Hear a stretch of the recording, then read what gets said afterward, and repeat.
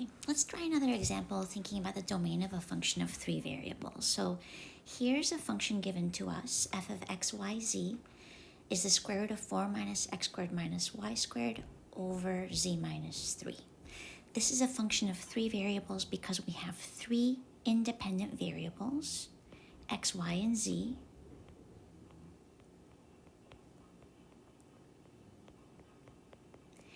And this means that our domain has to include those three variables. So domain will be in space in R3.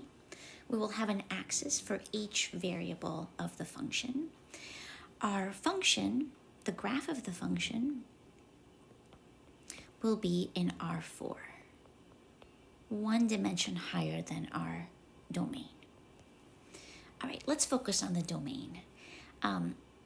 Just like with one variable functions, we've got to think about making sure that we don't divide by 0 and that whatever we put inside of a square root is greater than or equal to 0.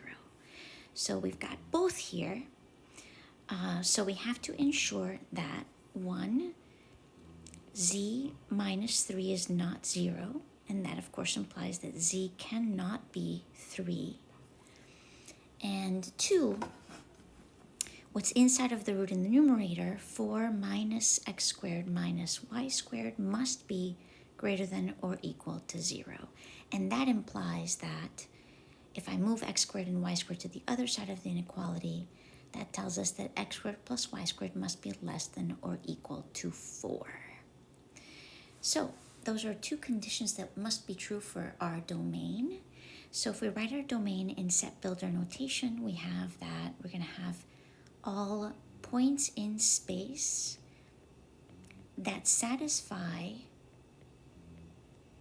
both of these conditions. So z cannot be 3 and x squared plus y squared must be less than or equal to 4.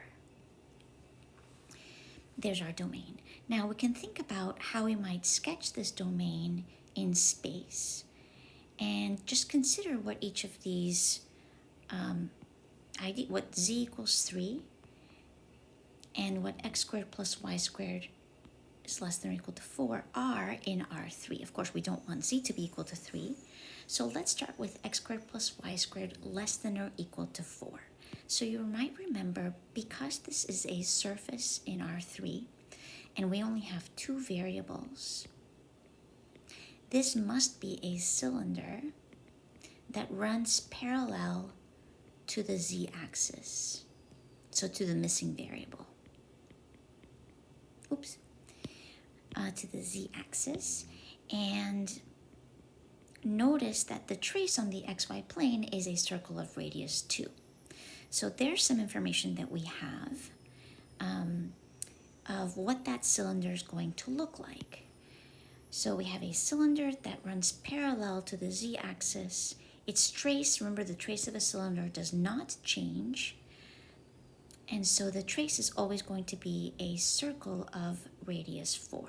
And of course, this is the inside because it's less than or equal to 4. I mean, it's to 2, radius 2, I'm sorry about that. So we've got, here's a circle of radius of 2. And we are creating a cylinder whose trace is always that circle of radius of 2, and it runs parallel to the z-axis.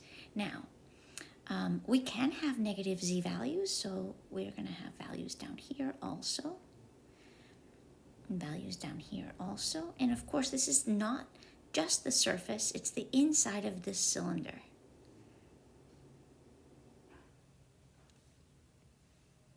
Now, that's going to be all of the cylinder, the solid cylinder.